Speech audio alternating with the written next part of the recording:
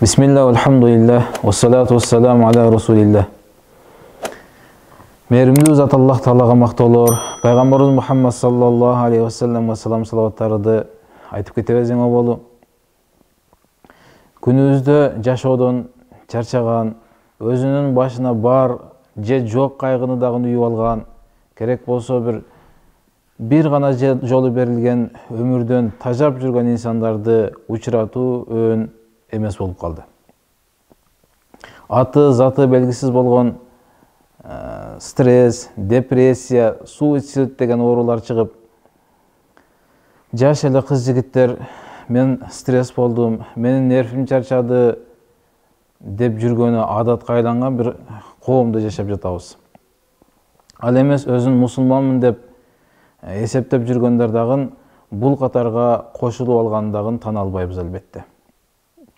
Мейли оору, ал жашты да, карыны дагы карабайт экен, ооруй берет экен да деп сурай турган болсоң, эмне себеп болду сенин бул ооруга түшүп калууңа десең, болбогон эле бир дүйнө көйгөйлөрүн айтышат. Менин жигитим таштап кетти, же бир банкрот болдум, же ишим жүрүшпөй калды, же жана башка. Эми дүйнөнүн өтүп кете турган, дүйнөнүн болбогон көйгөйлөрүнө мындай стресс болуп, ушундай бир акыбалга түшүп калган адамдарчы эртең Аллах Тааланын алдыга барганда акыреттеги бир оор болгон чыныгы мүшкүл башына келгенде кантип чыдайт экен деген ой келет. Ушуну бир ойлоп көрдүкпү? Балким адамдын башына келип жаткан ошол менин башыма келип аткан кыйынчылык деп билген нерселерге ой жүгүртүп көрөлү, балким ал жакшылыктыр. Инсан муну билбейт. Адам баласы, адам пендеси жакшы деп билген нерселери ал үчүн балким жамандыктыр. Аллах субхана ва таала Кур'анда "Estaizu billah wa asa an takrahu shay'an wa huwa khairul lakum". Балким силер жаман көрүп жаткан нерселериңер силер үчүн жакшылыктыр. Wa asa an tuhibbu shay'an wa huwa sharrul lakum. Балким силер жакшы деп билип, жакшы көрүп жаткан нерселериңер силер үчүн жамандыктыр. Wallahu ya'lamu wa antum la ta'lamun. Силер билбейсиңер муну, Аллах Таала билет, кайсы нерсе инсан үчүн жакшы, кайсы нерсе жаман экендигини. Балким инсандын башына келип жаткан нерсе жаман деп билип, кайгырып, бир Кудай Таалага күнөөкөр боло турган сөздөрдү айтып алуудан мурда ойлонуш керек. Ошол нерсе балким ал үчүн келип аткан жакшылыктыр, Аллах Таала тарабынан берилген сыноодур. Пайгамбар саллаллаху алейхи ва саллям өзүнүн хадисинде айтты: "Ман юридуллаху биhi хайран юсаб минху". Эгерде кимге Аллах Таала жакшылык каалай турган болсо, анда ага сыноо берет. Ошол сыноо эмне үчүн берилет?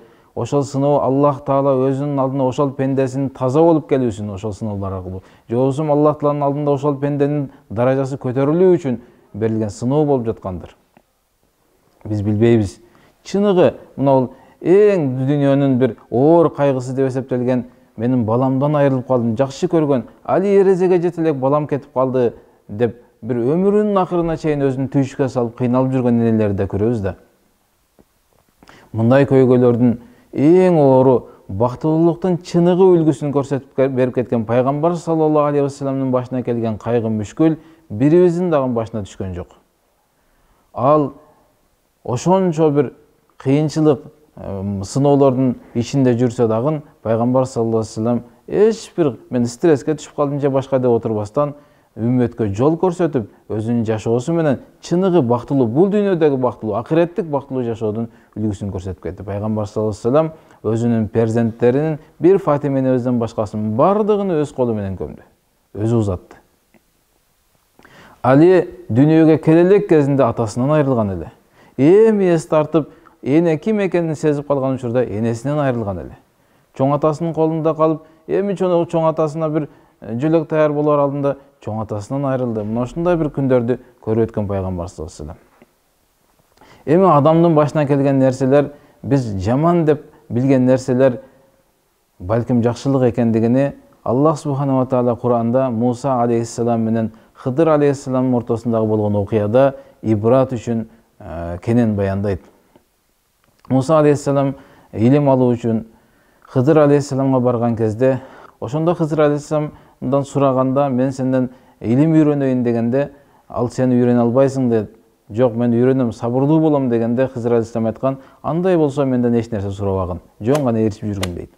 Анан булар экөөсү кемеге түшүп, кемеде баратканда Хызыр алейхиссалам ошол кеменин бир жыгачын алып тешип коет.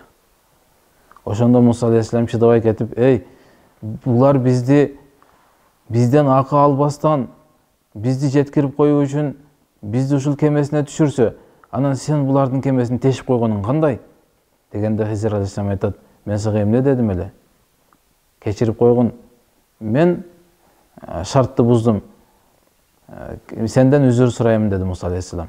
Андан алар жолун урап бир кыштактын ичинде бара жатканда жаш балдардын арасында ойноп жүргөн, али балагатка жетпеген таптаза баланы Хызыр алейхиссалам өлтүрүп коет.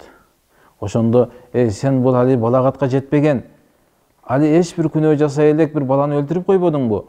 Дегенде Муса алейхиссалам айтат, мен сага эмне дедим эле?